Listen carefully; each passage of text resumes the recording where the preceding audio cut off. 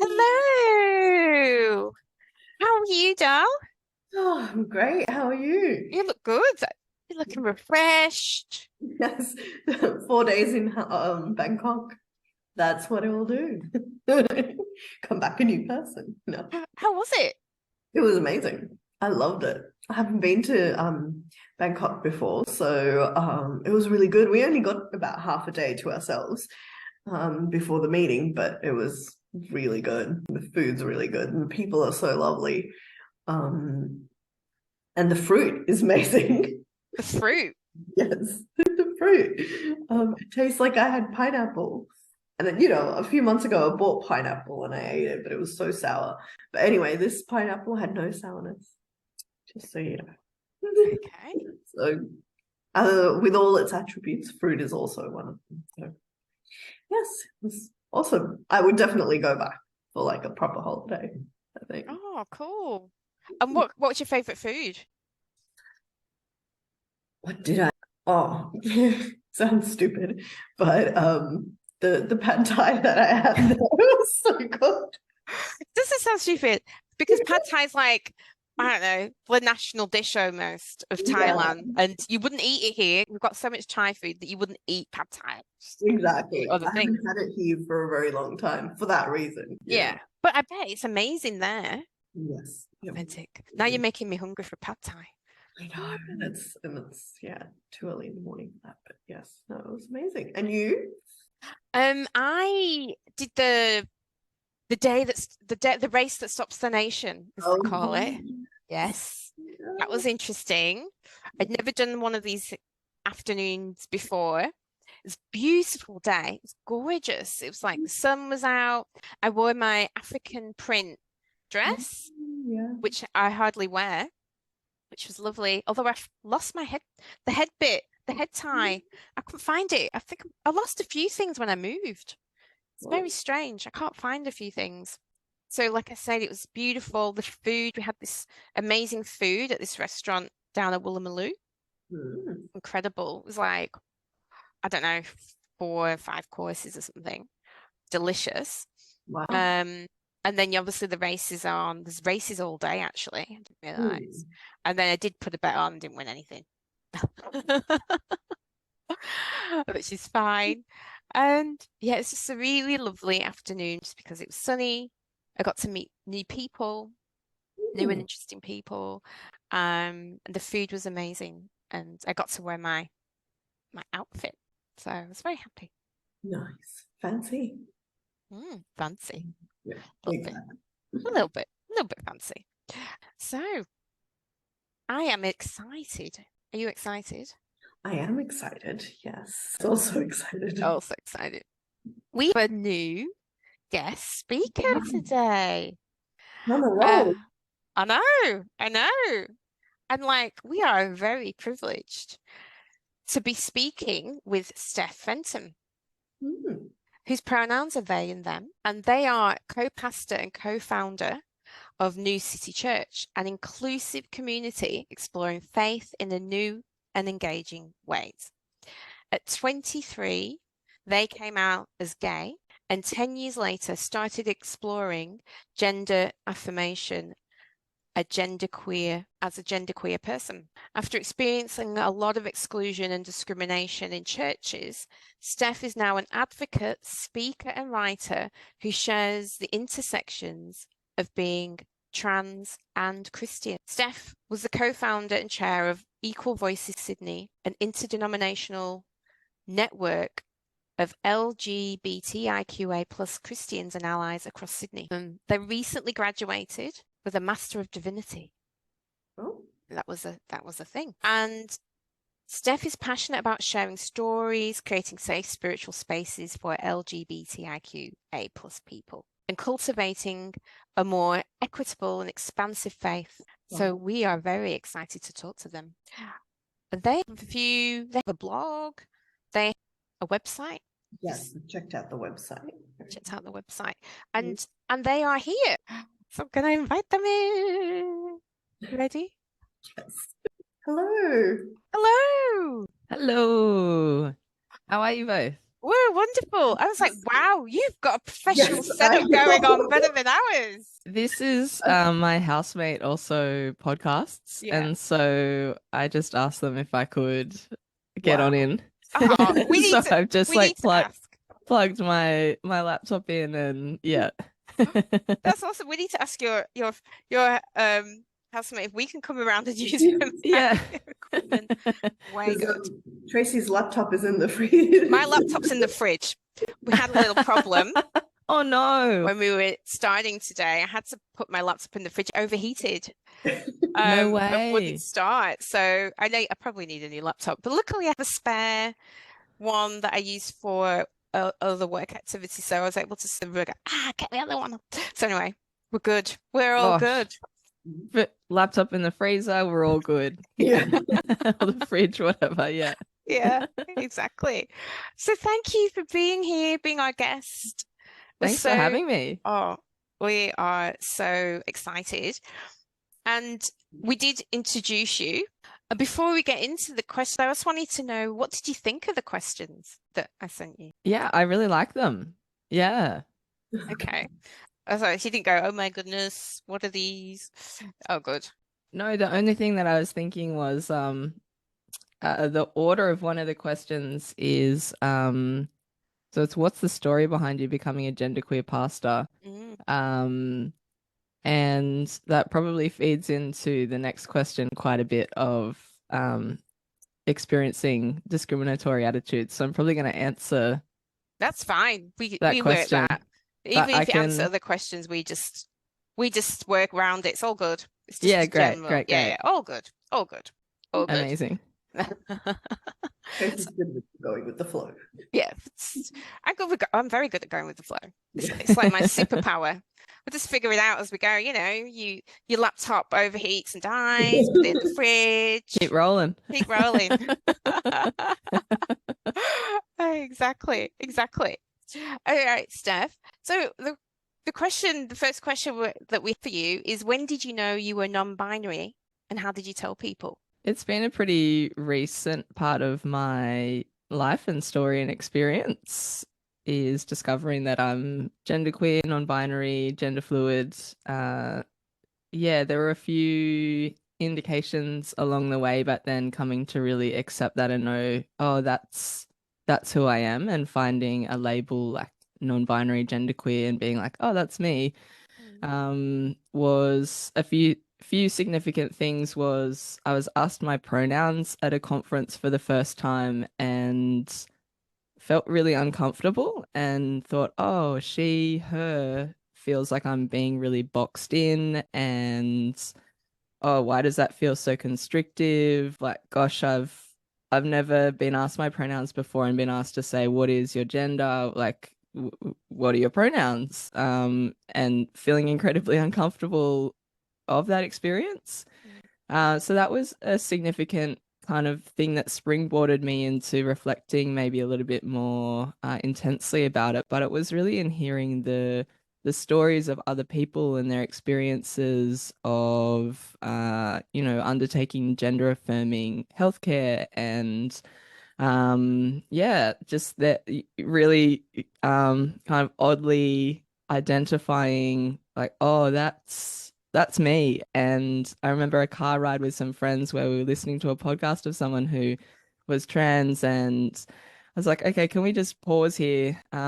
Is everyone identifying with this? Like, this is everyone in here is really identifying with this, right? And they were like, no, that's not our experience of gender, or feeling uncomfortable, or wanting to really express like a typically male or masculine identity. Yeah. And I was like, oh, okay, I think this might be something that's unique to who I am, and not everyone feels like this. And a friend of mine actually really beautifully, as I was processing that, said, Steph, you actually get to choose your gender.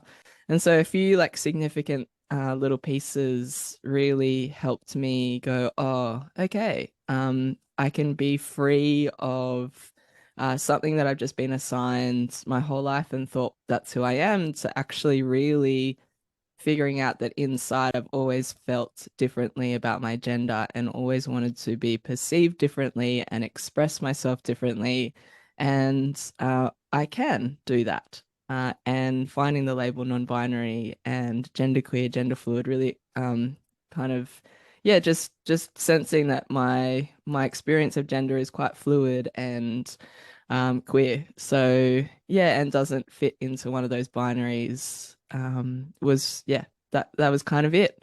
And I think the second part was, how did I tell people? I told people slowly, and I told my safe people first, and then went out. And now I'm kind of quite public about it. But having those core group of people who sort of get it and know it was really important first. And a friend of mine actually initiated a conversation with me and said, would you like to use different pronouns? Because I think that might be your experience. And so, yeah, having people around like that was really important for me. Oh, wow. And I know, Meenal, you want to ask the next question, but I just thought of something. And we talked about this in our podcast last week. You've come out, how old are you now? Can I ask? Is that okay? Yeah, I'm 33. So before you got comfortable with this description, these labels of yourself, gender queer, gender fluid, non-binary, what pronouns were you using then? Yeah, so I was assigned female at birth. So I was using she, her pronouns and, presumed to be female. Yeah, and I'd come out as gay like 12 years ago, but always felt really uncomfortable with female gendered queer labels. So lesbian or yeah, I don't know. Like that I was like, oh no, gay feels better. There's something about lesbian that feels uncomfortable, and now like, oh, it was a gender thing. Ah, okay. It's good because you're helping us understand as well as maybe people listening. We were talking specifically about a scenario where somebody had a transgender person who'd changed their name and their gender was referred to in their previous pronoun, their previous name, whether accidentally or not. And we're wondering, does that happen to you, and how does that make you feel? If it does. Yeah, I think particularly at the start of my journey, there were some people who I was out to who were using they them pronouns. And really for me, my friend who initiated that conversation, then started using they them pronouns for me, and yeah, I was like, oh gosh, this actually feels really good. I feel like I'm seen and known in a way that feels really good. Like the only way I can really describe it is like, oh gosh, that feels good. To be referred to in that way, that just feels right. And then as more and more people get let in on that journey and more people are referring to you in the way that you feel good, and that's like yourself reflected back. People are reflecting you back to them in the way that they're referring to you with pronouns. And for people who change their name, it would be the same. Then it becomes increasingly harder to hear the opposite or some other reference to you, because you've really kind of integrated a part of yourself, and that's now being acknowledged socially as well. So then yeah, it becomes increasingly grinding then to hear people refer to you in a different way, because you're like, that's not me. And actually when those experiences can be related to like experiences in people's bodies of being really uncomfortable in their bodies, which was for me, I experienced a lot of like body and gender and chest dysphoria particularly. So then all of that becomes magnified in that moment of like, oh yeah, that's really hard to hear you referring to me in that way, and it brings up so much discomfort, and like it's just really jarring because you've found like a really authentic version of yourself in this space, and then over here it's like, oh gosh, yeah, it's like not really being seen, or someone actually, someone kind of, it's like even harder than that though. I'm trying to, it's hard to find the words for it. Yeah, I can see that.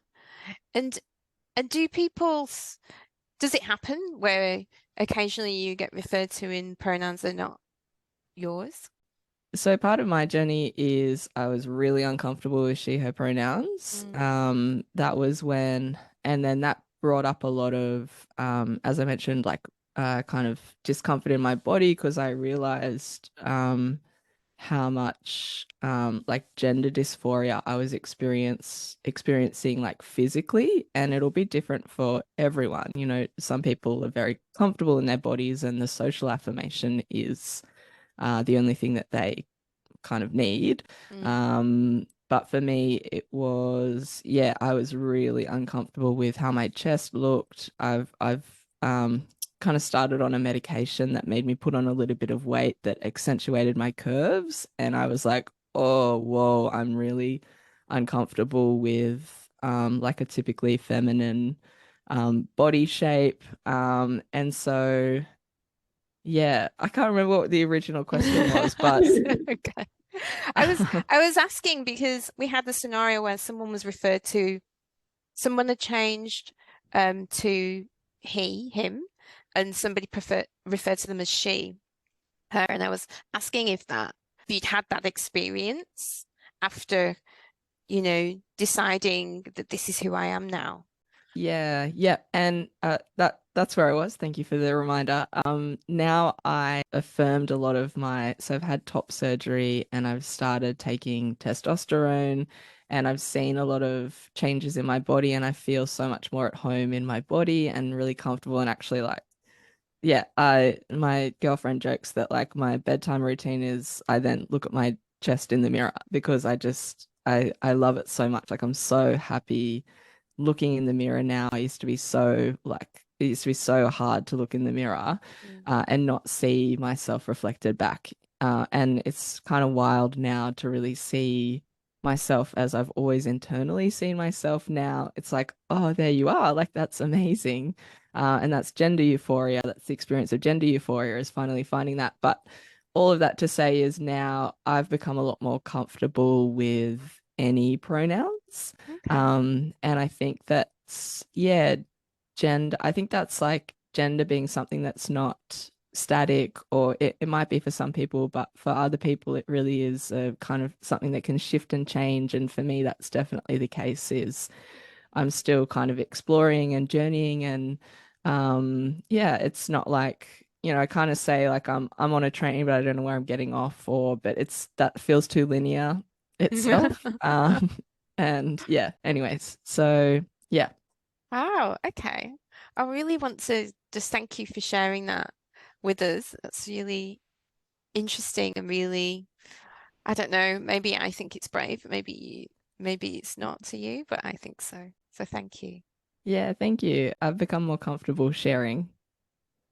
And it's nice to invite people who are curious and who want to know more so that they can kind of understand. I think there are people who want to ask you questions that are invasive but it doesn't come from a place of generosity or curiosity. It comes from a place of kind of fear or hurt. And so I think people's intentions are important in this space. Yeah, absolutely. We talked about that as well. It's the intention behind the questions that makes the difference and how it's received. Yeah, even in the scenario where we talked about where they used the wrong pronouns, it was also about intention, wasn't it? Whether it was accidental or whether they were trying to pull that person back to, something that they didn't want to be. What is the story behind the genderqueer pastor journey? So it's hard to summarize, but I'll try to. So I grew up in church, specifically in Anglican churches, and my dad was the minister, and he still is a minister in that denomination. So I was very involved from a young age in church, and faith has always been really significant in my life. The genderqueer aspect comes in my 20s. I came out as gay, and then kind of fumbled through a church that didn't see those two parts of myself being able to coexist in that space. So being queer and being Christian, the way that the church sees it is that they cannot go together, or to come out as any form of queer is you must resist that because that's not natural, that's sinful, that's something negative, and you spend all of your time trying to get rid of this thing which you think is so wrong about you. So there was a lot of shame, and I've kind of written about this in a really early blog of mine, talking about how you feel like two parts of yourself are just being ripped in two different directions, of like really trying to figure out how do these two things about me go together. It was a few years into kind of really trying to fight a part of my identity and really trying to resist and follow the church's teachings and say, okay, if this is going to be something that's wrong and bad and sinful and going to separate me from God, then I'll try my best to get rid of this part of myself. And after a few years, I just was exhausted. There was nothing left in me. I was like, I actually can't do this. I've pursued this as far as I can, and I can't get rid of this thing. I have to figure out how these apparently two opposing parts of myself can live in this body with me, because I just like there's no road further. And so yeah, then I started kind of reading beyond my specific church and their kind of interpretation of scripture. Scripture in the Bible and the interpretation was really important to my upbringing. And just realized that there is such a breadth of faith outside of the one that I grew up in, and that people think all sorts of different things. And when all parts of the church and all parts of the family of God are involved in the creation and the making of the tradition, you find a really beautiful faith. And there are lots of beautiful, diverse conversations about God on like all parts of the world happening. One of them being that, being queer is actually a gift and something that can be embraced and brought really authentically into your faith. And so kind of sideline to that, I was experiencing so much discrimination and exclusion in my church. I was doing a lot of advocacy at all levels, trying to share stories and say, like, people are experiencing a lot of harm. People are finding that this praying this thing away is not working. It's not actually doing anything, and it's just leading people to a place where they're losing themselves. And the mental health and suicide and suicidality statistics reflect the experiences of queer people in churches, of just the violence and the harm of those beliefs on people. But yeah, I realized that after years and years of advocacy in that space, that they actually weren't interested in changing at all. It was all kind of lip service. They would have the conversations. They'd be like, yeah, we really believe that everyone should be here, but in practicality, you're not willing to actually make hard change, and you won't actually listen or respond. And I feel completely like hurt and let down by you, in the fact that I'm here using my energy and my resources, my limited energy and my resources, to have this conversation with you, to say, hey, we can do better. And actually, I am one of you, even when you don't say that I am, but I want us to be better. That you aren't interested, or that you won't take that step back towards me. And that's a really hard thing to discover, that, all this time that you've invested and this whole world that you kind of are part of, there's no space for me anymore. This actually, nothing ends well if I stay. So kind of the beautiful flip side to that story is there are so many other people who are in that space as well. And the church has become, particularly in Sydney and particularly in the Anglican Church, more and more small and small-minded and black and white and constricted, and less people feel like they can be themselves in that space. And so there were a lot of people outside who, or on the margins of those spaces, who were seeking something different and seeking something more. And so a bunch of beautiful friends and I started our own church.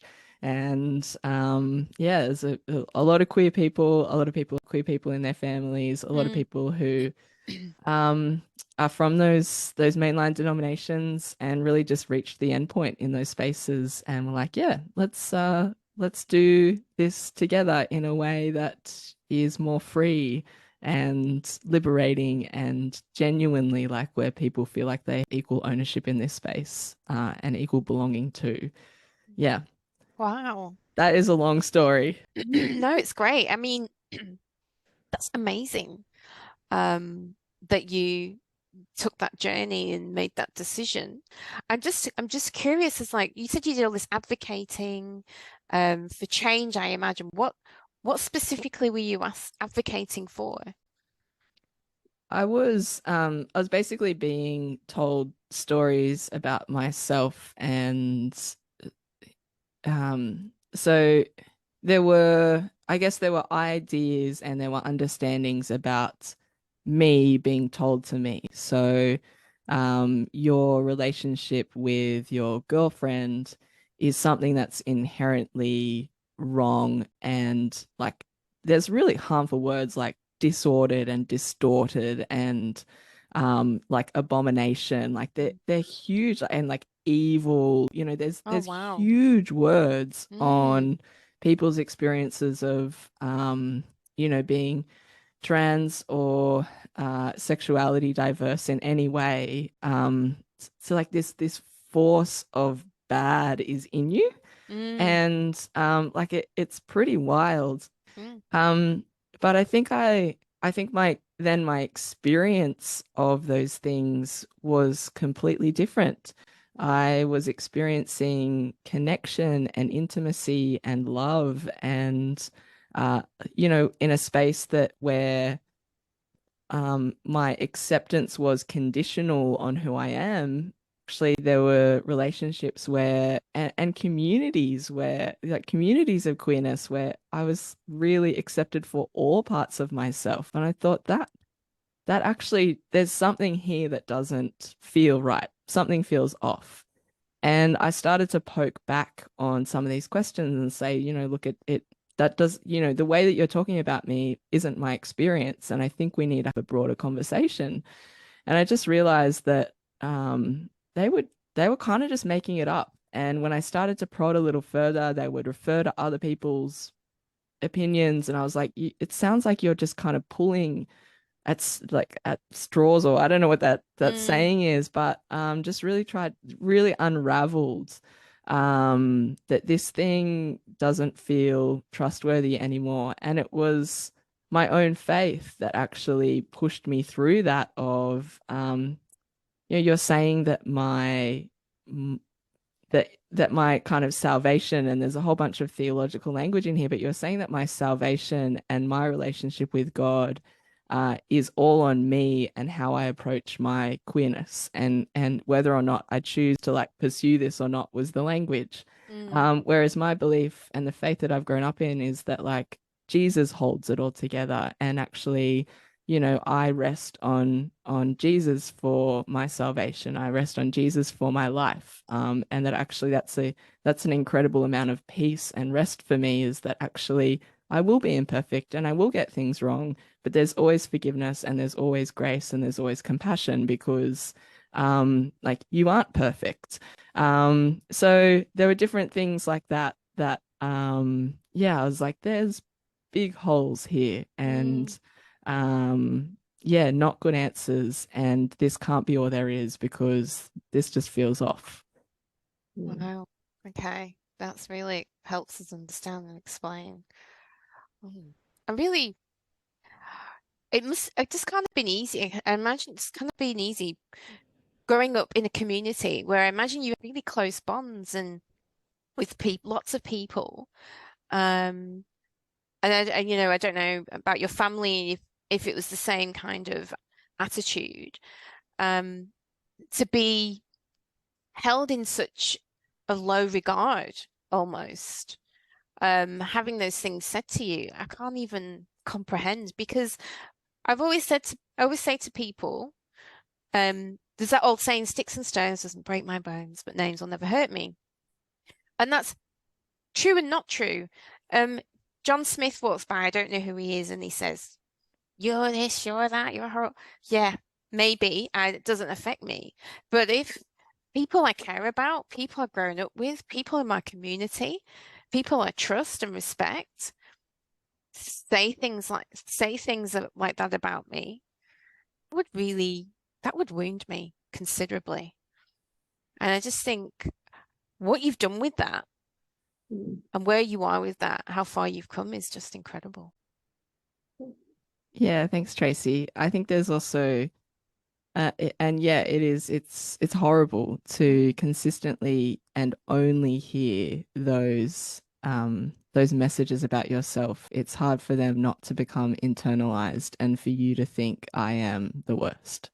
And then the added level of, you know, in faith spaces and religious spaces of these words actually being like what the divine thinks about you, about the being that has created and is in and throughout and intrinsic to the world, if that's your worldview, to think like the ultimate kind of creator or being who is good thinks this about you. Like that is so weighty for then how you feel about yourself and who you believe yourself to be, and then what you think you're worth when you engage in the world. Yeah, it's a lot.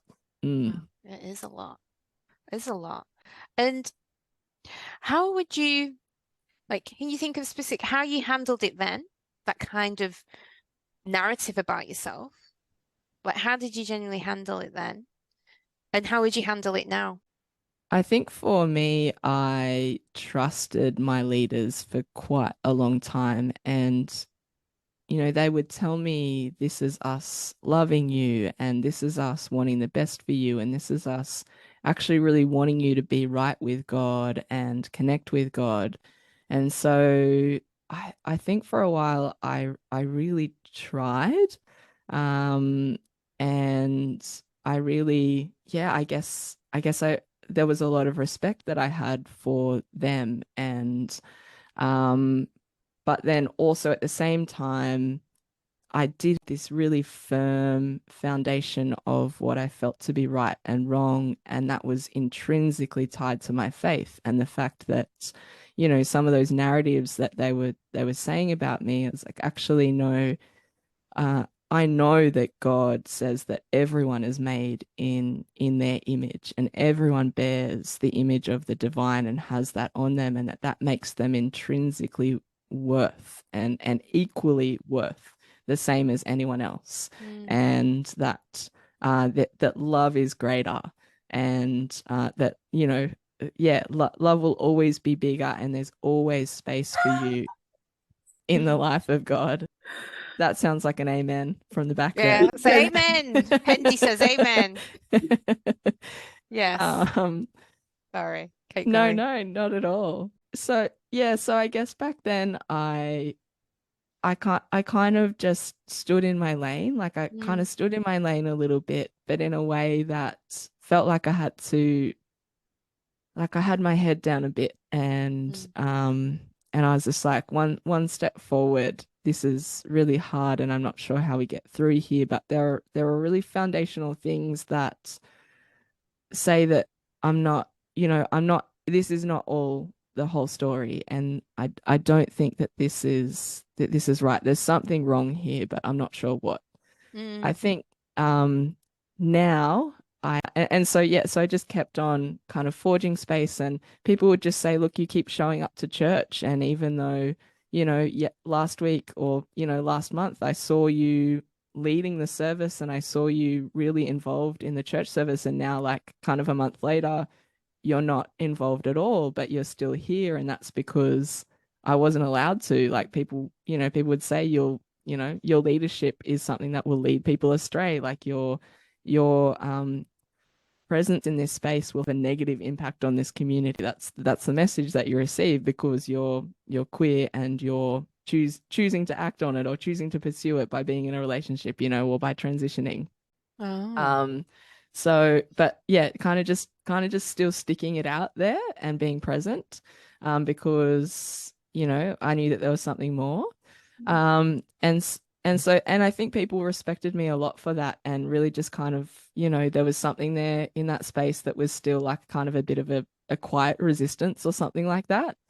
But since then, I've now found language for all of those experiences of the power hierarchies that were happening, and the way that the kind of interpretation of scripture and the way that Christianity is practiced in those spaces is controlled by a very small misrepresentative minority of that community.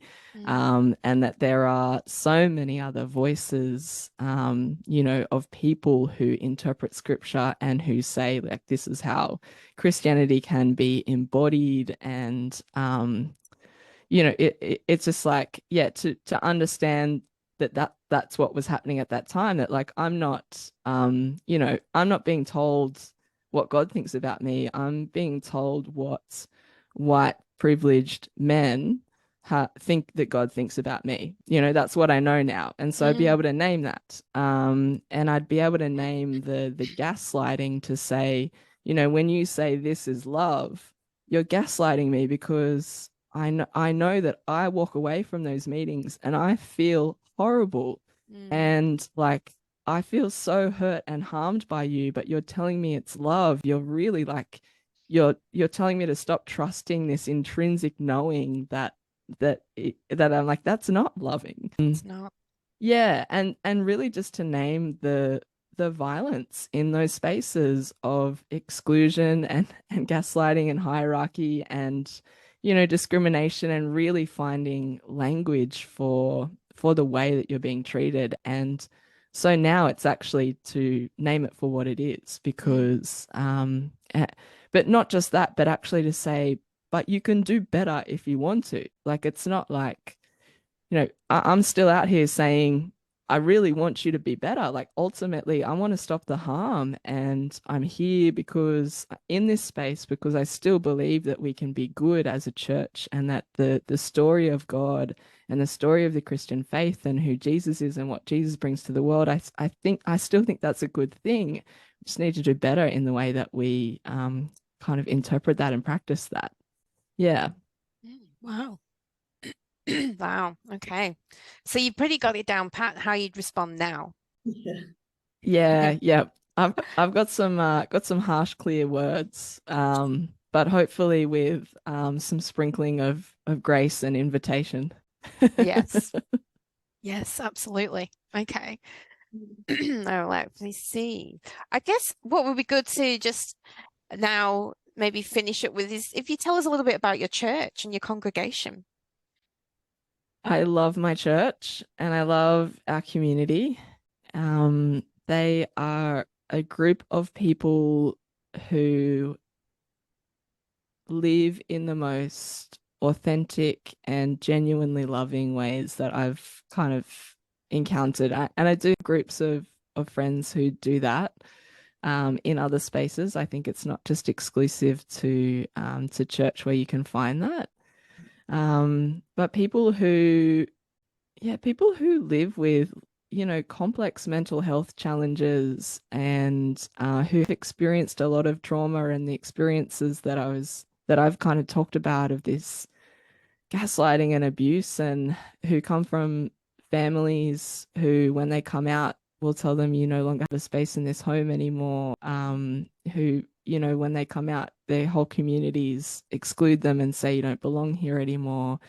To then show up in a space which is called church, and where we say God is here, and we engage with the Bible, and we engage with communion, or like the Lord's Supper, and singing and praying, and those things are fraught and difficult.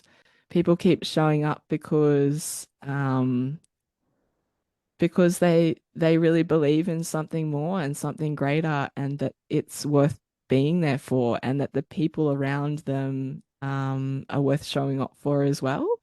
And so it really is, I think that when the sum of something is greater than its parts, that's where I see the divine. And when this kind of thing that happens when people do life together, or come together to do something really beautiful, and something shows up in that space that's sort of bigger than greater than the sum of its parts. If you kind of individually had those people together, that's where I really see God is in the life that kind of uprises out of that space, or was like in that space. So yeah, that's how I feel about church. People just exploring in freedom what it means to live faith and connect with God, and reclaim traditions. Maybe that means actually naming that practice will never ever be helpful to me anymore, and so I just need to leave it aside, and I need to lean into bushwalking and finding awe in nature for now, because any of the other stuff is just too much right now. But committed to doing that in a community is really beautiful. Oh, sounds amazing. And so your church is called New City Church. Is that right? New City Church, yes, yeah.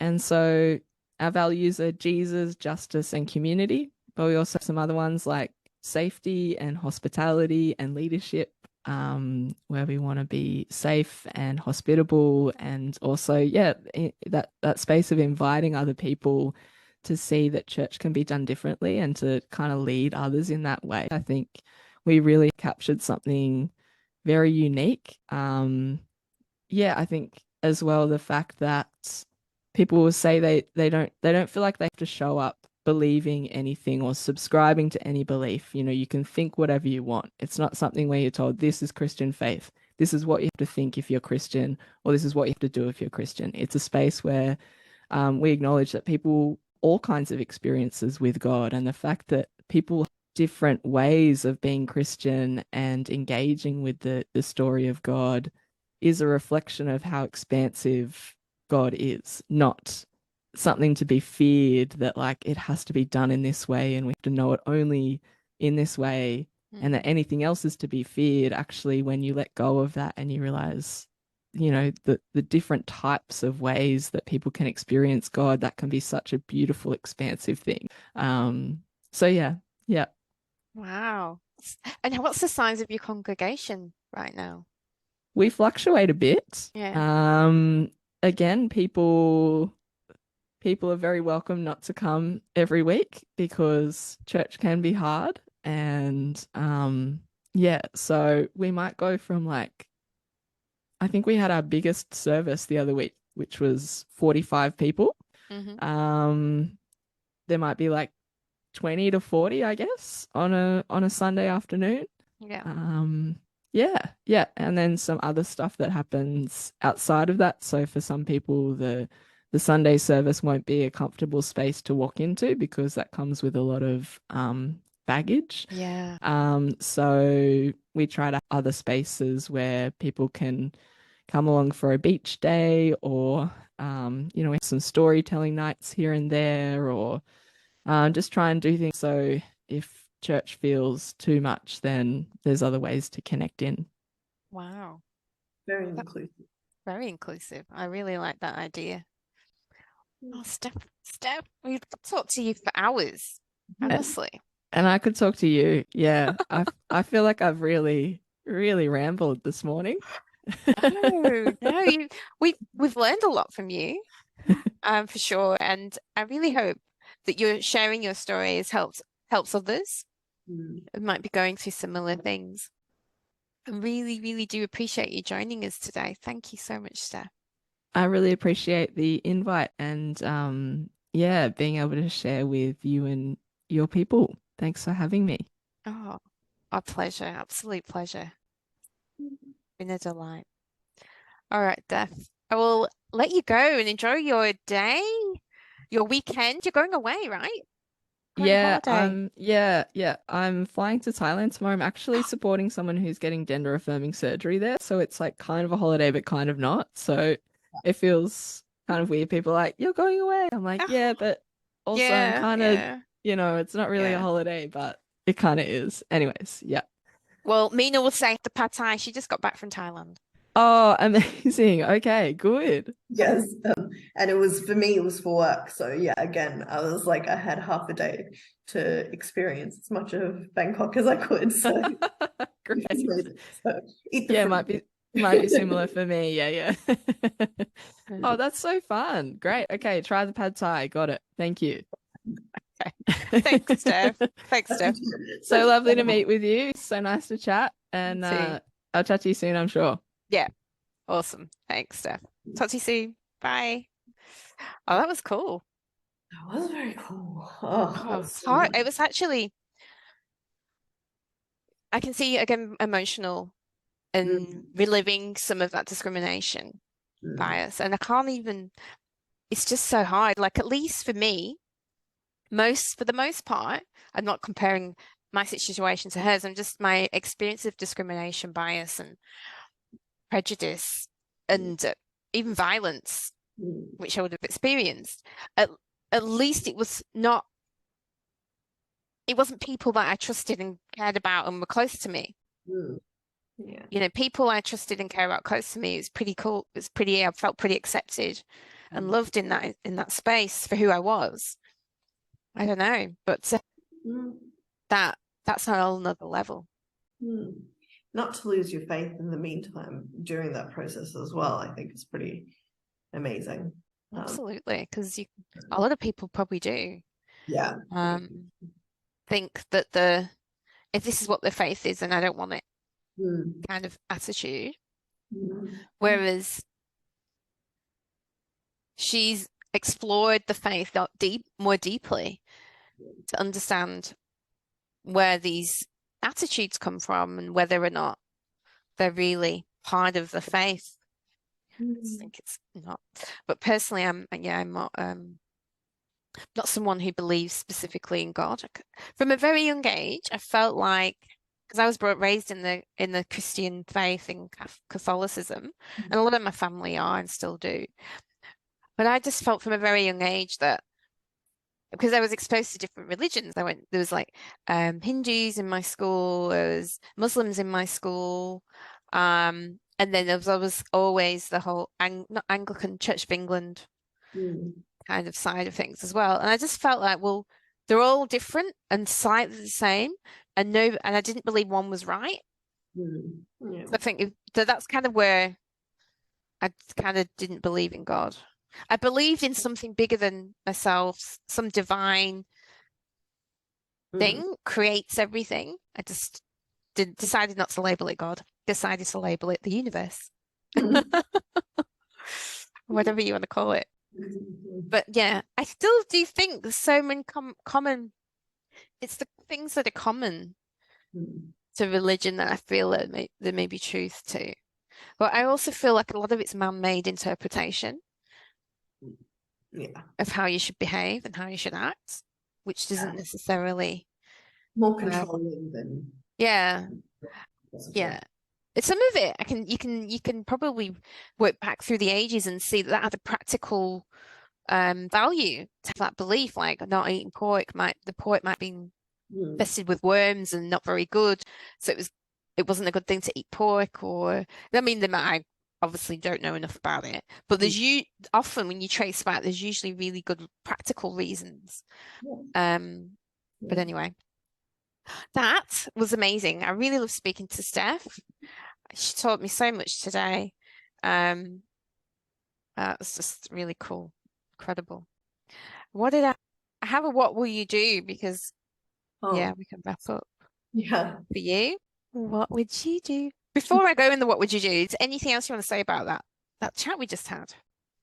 I think maybe I know a little bit more about well, I didn't specifically ask them about the difference between gay and queer, but I guess queer is more to do with your gender and not affirming, as opposed to gay, which is more about sexuality, right? Yeah, that's the impression I got as well. Yes, exactly. No, interesting. I know. They've done amazing work. That's amazing. All the negativity that they've experienced. So. I just think people should not have to experience that. No. And you told you're sinful, and it's abomination, not natural. Terrible things to say to anyone, just, and especially because it's not based on, it's really false. Yeah, it's very false. Exactly. And it's odd to me that people can't see the harm that they're doing, and still keep pushing that ideology. Yeah. I think honestly, this might sound silly, but for me, this is the simplest ideal I carry. Love. Does everything you say and do reflect love? And somebody say, "Oh, that's very ideal or a very simplistic way," but that's always what I come back to when I think about my views and how I treat other people. I'm not saying I'm perfect because I ain't, but that's how I approach life. Love, compassion, and like even confronted with like things that I don't agree with, and like murder and things like that. I always feel like there's a series of choices and experiences that's led that person to that space. And if you can understand that, you can, from compassion, doesn't mean to say you forgive and doesn't mean to say there's not consequences. But still a human being, that human being was created.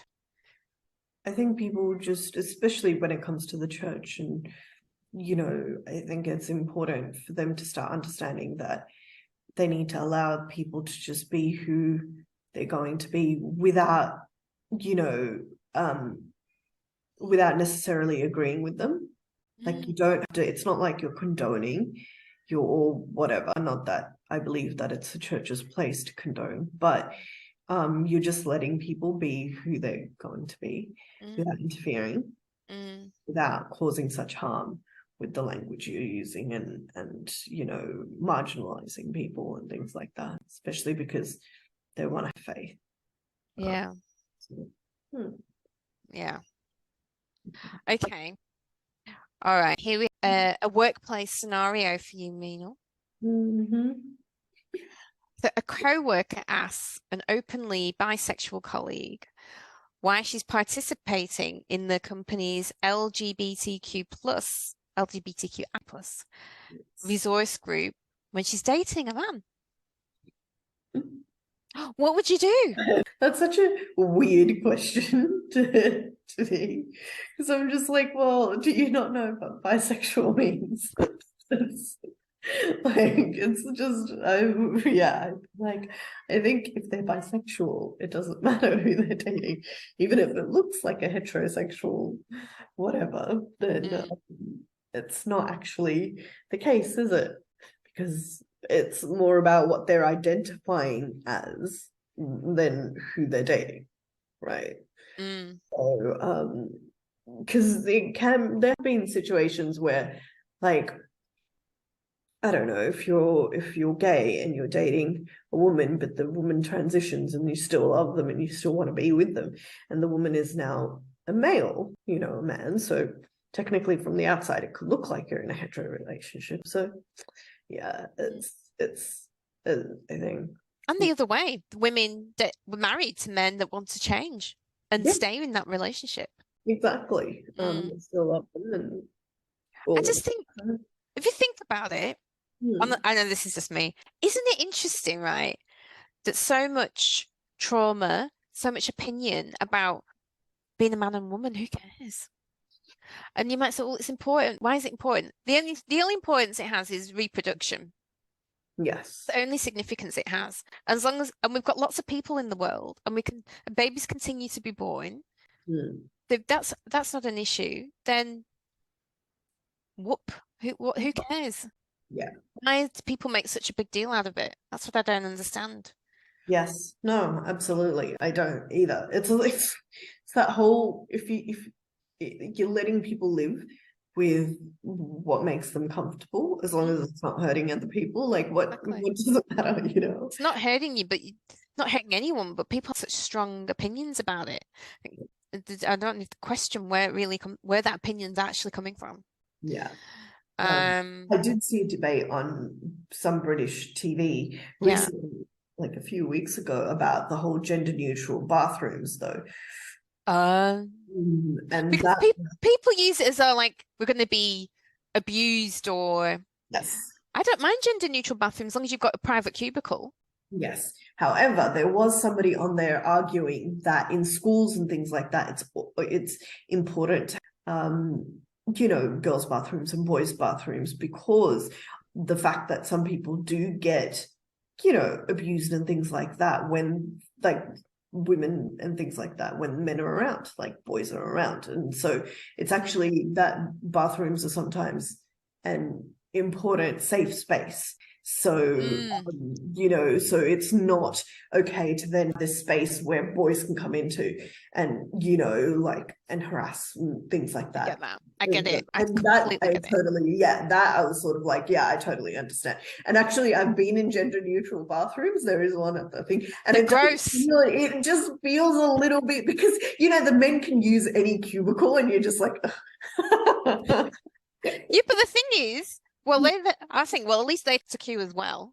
Because hardly ever there's never a queue for the male toilet, it's always for the women's. Anyway. But on the other, there's practical things I don't like about it. Men are gross, they wee everywhere. I want to use their toilet. That's one of them. Honestly, if I'm being honest. I would the only space where I'd be like, can we just have girls and a boys and a gender neutral one? We're just we should have 3 options. I'm think we should have 3 options. Yeah, 3 options. Yeah. And I get the whole safe space, not to be harassed. Yes. But they're specifically talking about women, right? Yeah, specifically. Yeah. But to me, I kind of put that in the argument with that women shouldn't be out alone at night. Women shouldn't be doing this because it's not safe. Yeah. And I think, well, I think that's true. That can be true. But then we need to be doing something about the men's behavior. We can't just constantly use these excuses for how things are and put responsibility on women to change how they behave and change how free they are. We need to work on the men's side as well. It can't just be all about that. That's how I feel about that topic. But interesting, the toilet thing. All right, we're heading over the time. Oh, right. Okay. Yes. Okay. What would you do? What would you do? Yes. I mean, you hit the nail on the head with what you said. It's not about who she's dating. It's about how she identifies, right? Yeah. And this is what it says. It says, the question could make your bisexual colleague feel like she isn't welcome in the LGBTQI plus spaces. It may imply that she's actually heterosexual, undermining her identity and suggesting she isn't being truthful about herself. You could show your support by saying that you're glad that she's attending the meeting. And you may want to ask, so what would you say to the person that said it? What would you say to them? Yeah, well, I think I would tell them about the whole, it's not about, you know, who her partner is, it's more about who she is. So I think you need to not close off spaces just because you're judging the outside or whatever. So okay, you may want to ask the offending co-worker, why wouldn't she attend given that she's bisexual? Yeah, exactly. You could also refer to why it matters. So research shows that bisexual people often have their sexuality cast into doubt. This happens in part, and I bet it's on both sides as well. Yeah. This happens in part because people tend to feel comfortable placing others into more clearly defined categories like straight or gay. Sometimes people dismiss bisexual people as simply confused or greedy. I added that bit. Today, as more millennial and Gen Z women come out as bisexual at work, biphobia is also on the rise. Yes. Well, back in the day when I was younger, I used to think that that bisexual people were just greedy. That's why I said it, because I remember that being a common belief. Yeah, that they were just sitting on the fence or something. Yes. I'm very attracted to I'm very attracted to the idea of the not being binary. I'm quite comfortable with my pronouns, she, her, quite comfortable identifying as a woman. Proud even. I think I'd be a great man as well. I wouldn't. I'd be a terrible man. I love being a good. I think I could be a great man as well. I just think it's good to. I like the idea of fluidity. You don't have to be one or the other. You can be one or the other, or not identify as either. I think that's all perfectly acceptable. I think it helps break down gender norms as well. I would love to wear men's clothes sometimes. I think that would be easier. What do you mean? And things, like, I don't know, the pants and the shirts are just sometimes easier, not half because the pockets are so deep and you can fit, like, you have to carry a handbag. Yeah, exactly. But also, I just like the idea of wearing ties and whatnot. So not that you can't. You can do that, I was saying you can wear all that. I mean, high school, except for the skirt, pretty much dressed like a man. Well, I mean, I don't know about your school, but I had to wear a uniform. I had to wear a tie and a shirt. You can do that.